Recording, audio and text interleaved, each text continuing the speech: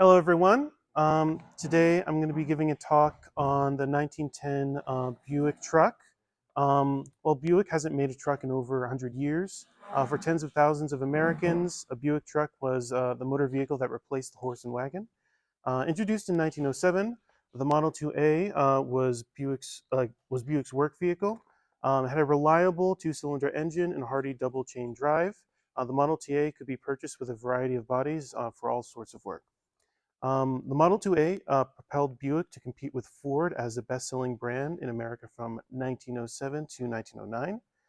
In 1908, General Motors bought Buick, where it joined other brands like Cadillac, Oakland, and eventually Chevrolet. Because of the variety of brands, General Motors started to focus on different types of vehicles with different brands. As a result, Buick stopped selling trucks as Chevrolet and the GMC truck became the primary commercial vehicle divisions of the company.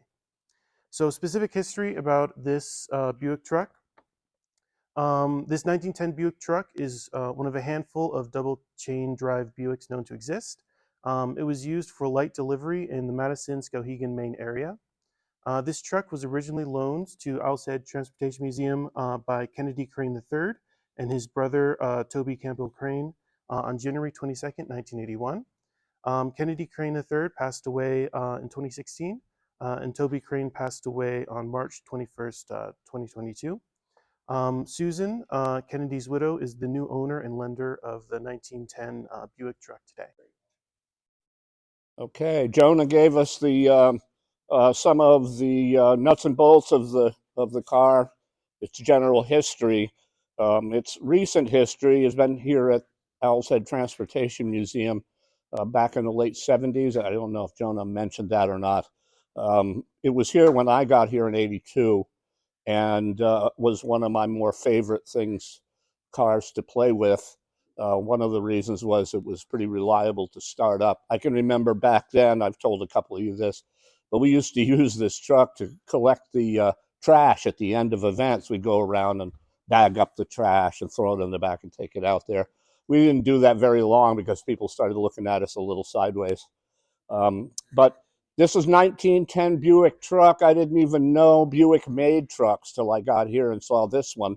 And chances are good you guys are in the same position. Didn't know Buick made trucks. They made two models of trucks in each year that they made this style of truck, as far as I can figure.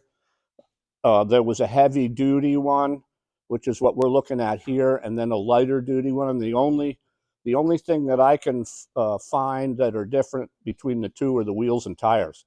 This one has got heavy duty artillery style wheels with hard rubber tires. They're not pneumatic. There's no air in them. And the other ones had pneumatic tires, a little bit lighter wheels. So I think that was the lighter duty truck. It's 2 speeds forward and 1 reverse with a planetary transmission, which is pretty common of vehicles of this time. This car is not very fast. Your truck is not very fast, maybe 20 miles an hour, but all these cars feel like you're going faster than that because you're sitting up high and everything is rattling and moving around underneath you. To kind of show what heavy duty meant back in those days, this is the timer cover that goes over the timer right here. That's the gizmo that distributes the spark. Pass that around. That's a timer cover. Today, they would make that out of plastic. It would float away if you unbolted it from the vehicle. That's how light it would be. That piece does nothing except for keep your feet out of the timer area. They were making sure that either you were safe or the timer was safe, one or the other. That piece has got away. What do you figure? 5 pounds? No, maybe not that. 3 to 5 pounds. A lot more than plastic. Yeah, a lot more than plastic. Another kind of cool accessory. It's not an accessory on this vehicle. This is the way it came. But we always think that we come up with new stuff. This one has a steering column release where you can swing it away to get into the vehicle easier. If I can So now you can get in there. There's 3 pedals on the floor. One's the brake, one is low speed, and one is reverse. And the throttle is up here. Spark advance is up here. If you've watched any of these explanations on our vehicles, you now know about the spark advance. You have to retard the spark to start it, or the car will try to start you. And that's not a good feeling. And this one, when it kicks back, it kicks hard. So there's only 2 cylinders. Pistons are probably about that big around. It's got good compression. It does smoke a bit, and when I'm done with the talk, I'll give you an option if you want to hang around and watch us start it. That's fine too. If smoke bothers you, then keep your distance. It smokes quite a bit, but this lever is your emergency brake. You better hope you never have an emergency. And this lever is high gear. That's all it does, just goes into high. You start out in the low gear on the pedal, and then when you've reached all of 2 or 3 miles an hour, you let go of the pedal and put this forward, and you're in high gear. High gear is simply the engine and the rear end hooking up as one solid unit. That's how they do it. One of the fun things that we'll do today is we'll light up the headlights. This is one of the few cars in the collection that is set up to just instantly turn on the headlights. There were 2 options for gas headlights. One was a carbide generator, where it's the tank that's vertical on the side of the car, and you would add water to the top tank, and then there would be a basket with a screen on the bottom, and you'd put carbide crystals in there. And then underneath that would be a trough that would collect the water, distribute the water. That's over the carbide crystals. And then underneath everything, underneath the basket, just collects the residue from the carbide crystals as they disintegrate. All right, carbide crystals, when you add water to them, makes acetylene gas, just like you're using in welding outfits. And so that's the carbide generator system. You know, people are a little confused over that when somebody will say, what's this tank on the side? And I'll say, oh, that's a carbide generator. They think that it creates electricity because I've used the word generator, but it doesn't. It creates acetylene gas. And that is simply piped up to the headlights through hoses, right? And is it dangerous? Yes, it is. This car is set up with a Prestolite tank. You guys can't see it, but there's a tank over here mounted to the side, and it's pressurized with acetylene gas. There's a gauge on the back, tells you how much gas you've got. And this is not the official valve knob, if you will. We're just using a tool here that normally would use taps for a tap and die set because we didn't have that was missing and we didn't have one. So we're using that. Somebody asked me the other day, how old is the gas in the tank? Or does it have any gas? That's where we started. Does it have any gas in the tank? And we lit the lights to prove that, yes, it did. And they said, how old is the gas? I figured 1910. So I doubt if they ever put the deeper story on this car, and it is a story. I can't say any of it is true because it's all hearsay. But this was owned by some business or the postmaster who got tired of using a horse, and so they bought this, and he got tired of using this faster than he got tired of using the horse. So he went back to using the horse, and this sat in a shed or a barn, and not used again. I've seen articles or pictures of this car in 1950s era magazines, antique car magazines. So it's always been known for the most part. It's an original truck.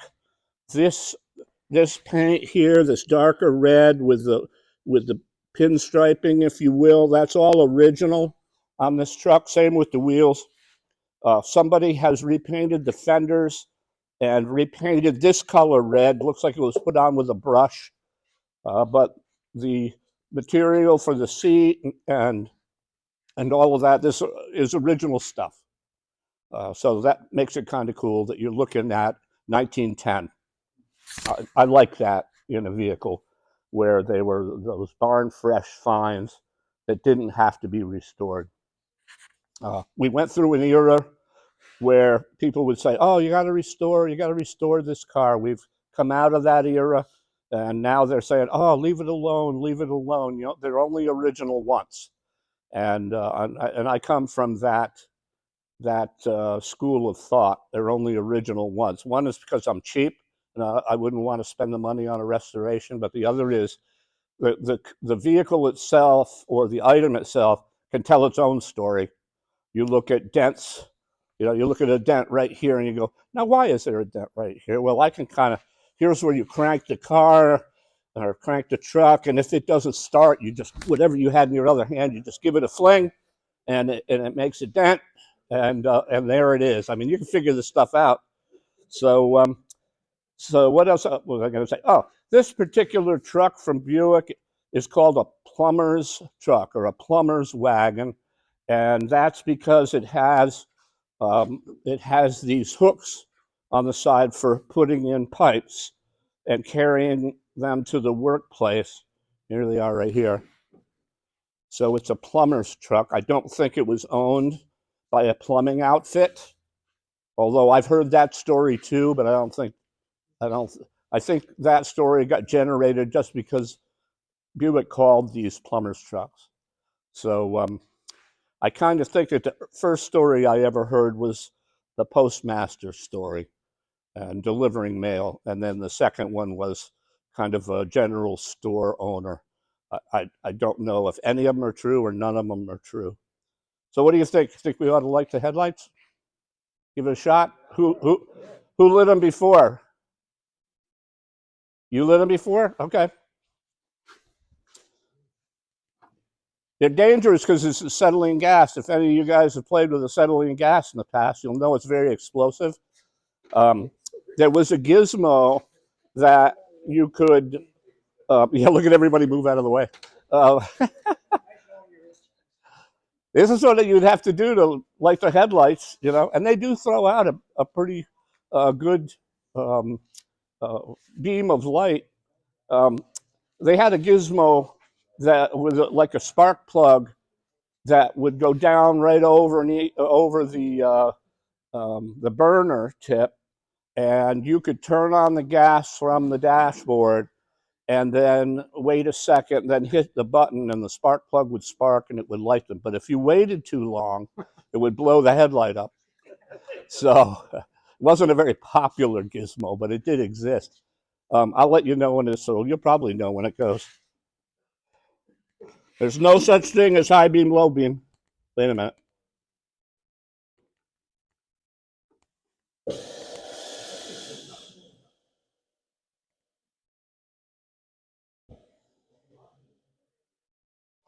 Go. Yes, and that's what a lighthouse keeper would take care of. I was on the restoration crew for the Rockland Breakwater Lighthouse for maybe 10 years. Learned a lot about lighthouses. Yep. So there you go. Where's Lewis? There he is. There's Lewis's cigarette lighter.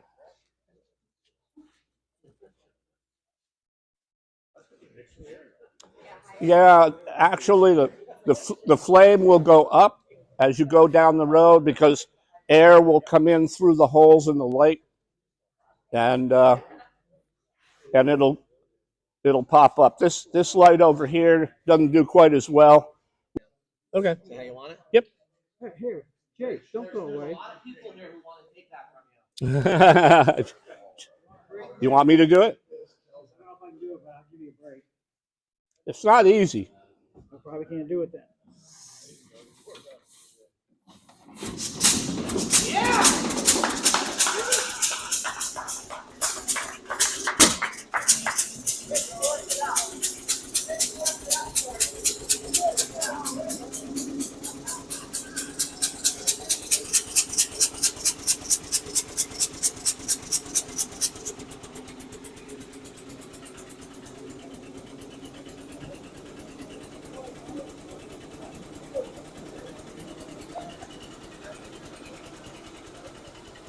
Where's Jonah? Here, open the door.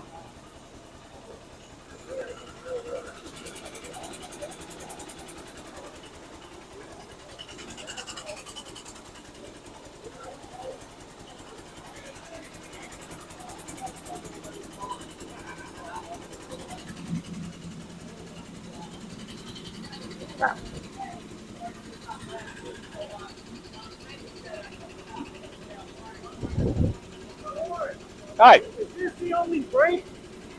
This No. immerser? No. No. On the free pedals. Okay.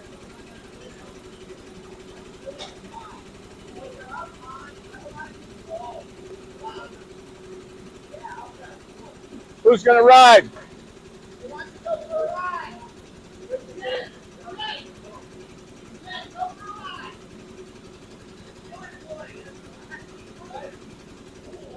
Yep. Right up.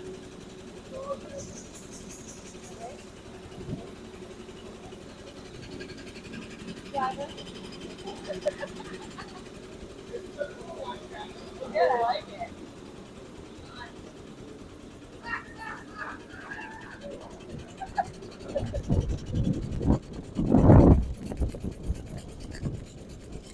It's not that loud once you get it going, really. Yeah.